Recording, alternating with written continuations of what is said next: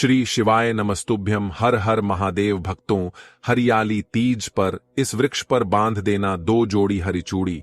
हाथों हाथ मिलेगा धन, पति की उन्नति तरक्की में 10 गुना बढ़ोतरी होगी। लंबे समय से चली आ रही गरीबी दूर होगी, दुर्भाग्य सौभाग्य में बदल जाएगा। तो आज की जो वीडियो का विषय है बहुत ही अद्भुत और सुंदर है, और इस वृक्ष पर अगर हरियाली तीज पर हरी चूड़ी बांधते हैं तो आपकी सभी मनोकामनाएं शीघ्र ही पूर्ण होंगी ही होंगी, और आपका बड़ा समय भी सुखमयता पूर्वक गुजरेगा। और कैसी भी आपके जीवन में परेशानी चल रही हो, वह परेशानी भी समाप्त हो जाएगी। तो आइए इस वीडियो में जानते हैं सावन में हरी चूड़ी का महत्व। दोस्तों, हरा रंग सौभाग्य एवं उल्लास का प्रतीक माना जाता है, जो मां को शीघ्र ही आनंदित करता है। हरा रंग प्रकृति का स्वरूप माना जाता है, और माता पार्वती भी प्रकृति हैं, और भोलेनाथ को पुरुष माना जाता है।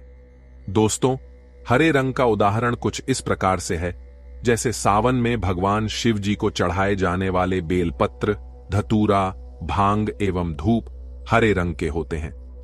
प्रकृति निर्माण करने वाले भगवान भोलेनाथ हरे रंग से अति शीघ्र ही प्रसन्न होते हैं। सावन में जो महिलाएं हरे रंग की चूड़ी पहनती हैं, हरे वस्त्र धारण करती हैं, उन्हें अखंड सौभाग्य की प्राप्ति होती है।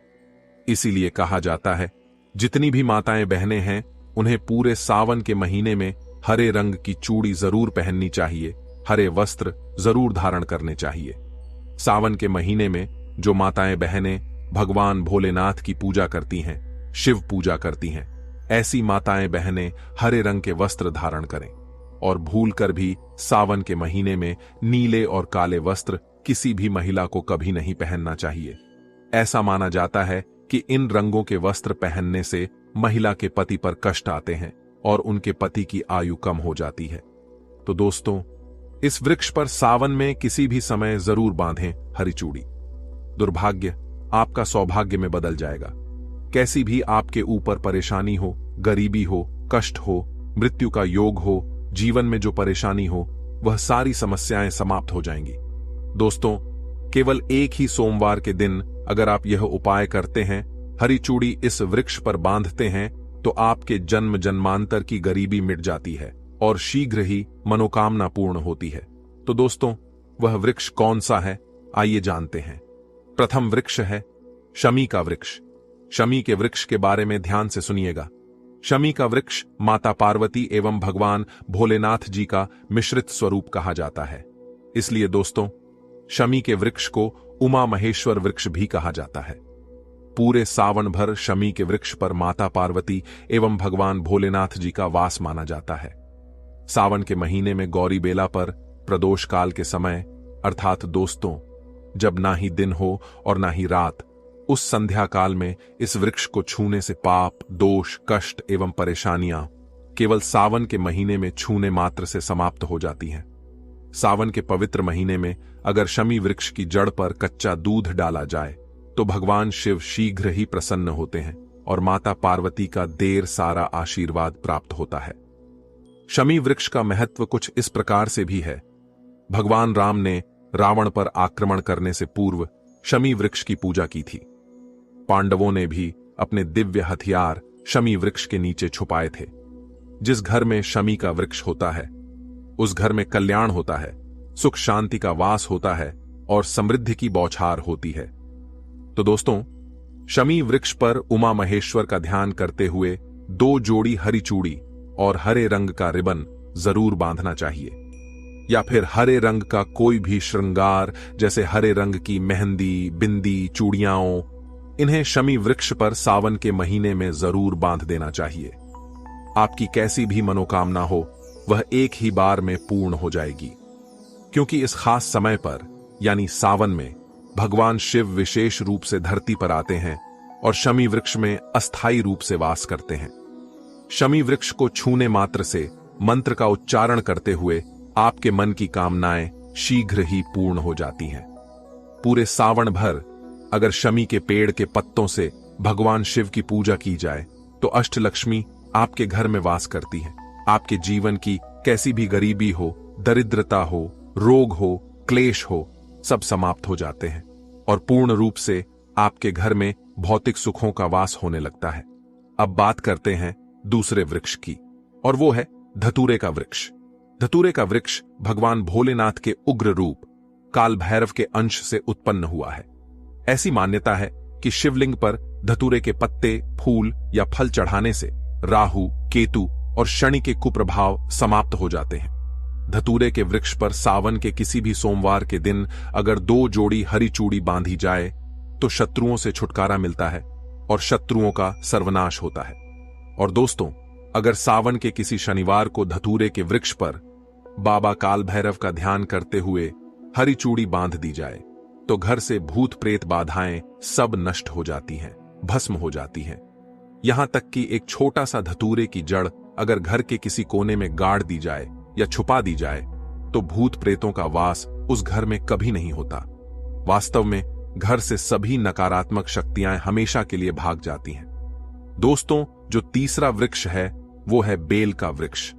अगर भगवान शिव को बेल पत्र न चढ़ाया जाए तो सावन का व्रत अधूरा माना जाता है और बिना पत्र चढ़ाए शिवलिंग पर जल भी व्यर्थ हो जाता है। तो 5 बेल पत्रों पर श्री राम का नाम अवश्य लिखें। इससे भगवान शिव जल्दी और अत्यंत प्रसन्न होते हैं। दोस्तों, सावन में बेल वृक्ष को छूने से कई तीर्थों का लाभ मिलता है। कहा जाता है कि इस वृक्ष के नीचे बैठकर भगवान शिव का ध्यान करने से समस्त दोषों का नाश होता है और व्यक्ति की कुंडली में जो पाप ग्रह हैं उनका प्रभाव धीरे धीरे समाप्त हो जाता है। बेल वृक्ष पर हरियाली तीज के दिन हरी चूड़ी बांधने से परिवार में लंबे समय से चला आ रहा कलह समाप्त होता है। विशेषकर पति पत्नी के बीच का वैमनस्य पूरी तरह से खत्म हो जाता है और सौहार्द का वातावरण उत्पन्न होता है। अगर कोई महिला संतान सुख से वंचित है तो वह हरियाली तीज के दिन बेल वृक्ष पर चूड़ी बांधकर और बेल पत्र अर्पित कर सच्चे मन से प्रार्थना करे तो भगवान शिव शीघ्र ही कृपा करते हैं। इस दिन बेल के वृक्ष के नीचे दिया जलाना भी अत्यंत शुभ फलदायी माना गया है। दिए में तिल का तेल भरें और 1 रुई की बत्ती से दीपक जलाएं। दीपक जलाते समय मन ही मन अपनी सारी इच्छाओं को भगवान शिव और माता पार्वती के चरणों में अर्पित करें और कहें, हे प्रभु, जैसे आप दोनों का मिलन इस दिन हुआ वैसे ही मेरे जीवन में भी पूर्णता आए, कृपा की वर्षा हो। अब बात करते हैं हरियाली तीज के विशेष पूजा विधि की। पंचांग के अनुसार इस वर्ष हरियाली तीज 27 जुलाई 2025 को मनाई जाएगी। यह तृतीया तिथि 26 जुलाई की रात 9:45 पर शुरू होकर 27 जुलाई को रात 8:17 तक रहेगी। उदया तिथि के अनुसार 27 जुलाई को हरियाली तीज का पर्व मनाया जाएगा। शुभ मुहूर्त की बात करें तो इस दिन सुबह 7:30 से 9:08 तक तथा दोपहर 12:25 से शाम 5:19 तक का समय पूजा के लिए अत्यंत शुभ है। इस समय में भगवान शिव और माता पार्वती की पूजा करें, साथ ही व्रत का संकल्प लें और कथा सुनें। इस दिन व्रती स्त्रियों को निर्जल व्रत रखना चाहिए। सूर्योदय से पहले उठकर स्नान कर साफ हरे रंग के वस्त्र पहने, श्रृंगार करें और अपने घर के पूजा स्थल में एक चौकी पर लाल या पीला कपड़ा बिछाकर उस पर शिव पार्वती की प्रतिमा या चित्र स्थापित करें। उन्हें गंगा जल से स्नान कराएं, चंदन, अक्षत, बेलपत्र, धतूरा, भांग आदि चढ़ाए। माता पार्वती को सुहाग की वस्तुएं जैसे काजल, चूड़ी, सिंदूर, बिंदी, महावर, चुनरी, बिछिया आदि अर्पित करें। दोस्तों, पूजा के दौरान शिव पार्वती विवाह कथा अवश्य सुने। कथा सुनने के बाद माता पार्वती से अखंड सौभाग्य का वरदान मांगे और पति की लंबी उम्र की कामना करें। विशेष रूप से ध्यान रखें कि पूजा के समय किसी से लड़ाई झगड़ा न करें, न ही झूठ बोलें, न निंदा करें। यह दिन अत्यंत पवित्र होता है, इसीलिए अपने आचरण में सौम्यता और पवित्रता रखें। अब बात करते हैं उन 3 वस्तुओं की जिन्हें भूलकर भी हरियाली तीज के दिन माता को अर्पित नहीं करना चाहिए। पहली वस्तु, सफेद फूल। जी हां, माता गौरी को सफेद फूल अर्पित करना वर्जित माना गया है। विशेष रूप से चमेली, जूही, मोगरा जैसे सफेद फूल इस दिन न चढ़ाएं। माता को गुलाब, गेंदा या अन्य लाल, पीले फूल प्रिय होते हैं। दूसरी वस्तु, खंडित श्रृंगार। माता को टूटी हुई चूड़ी, आधी बिंदी, घिसी हुई महावर जैसी चीजें कभी न चढ़ाएं। श्रृंगार पूर्ण और नया हो, तभी माता प्रसन्न होती हैं। तीसरी चीज, किसी पराई स्त्री से उधार ली गई वस्तु।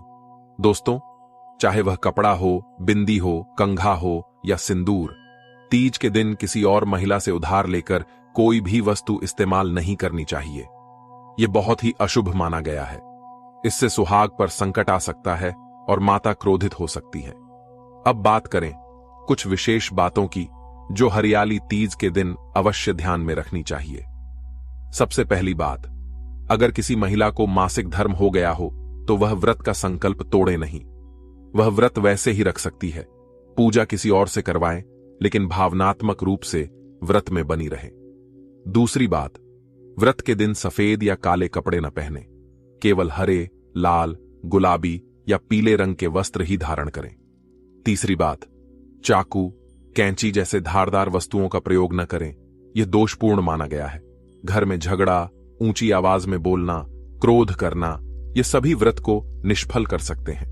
दोस्तों, तीज माता की कृपा केवल तब मिलती है जब आप पूरी श्रद्धा और नम्रता से उनका व्रत करें। यह व्रत केवल निर्जल रहने का नहीं, बल्कि आत्मा की पवित्रता का भी प्रतीक है। क्रोध से बचें, कटु शब्दों का प्रयोग न करें, व्रत को तपस्या की तरह मानें। इस दिन घर में झूला डालना और झूले पर झूलना अत्यंत शुभ माना गया है। कहा जाता है कि इस दिन माता पार्वती झूला झूलती हैं और जो स्त्रियां उनके साथ मन से झूलती हैं उन्हें उनका आशीर्वाद अवश्य प्राप्त होता है। बच्चों को झूला झुलाएं, घर में उल्लास का वातावरण बनाएं। इस दिन पकवान भी विशेष महत्व रखते हैं। व्रत समाप्त होने के बाद खीर, पूरी, आलू की सब्जी, हलवा, मालपुआ आदि बनाकर भगवान शिव और माता पार्वती को भोग लगाएं और फिर प्रसाद स्वरूप ग्रहण करें।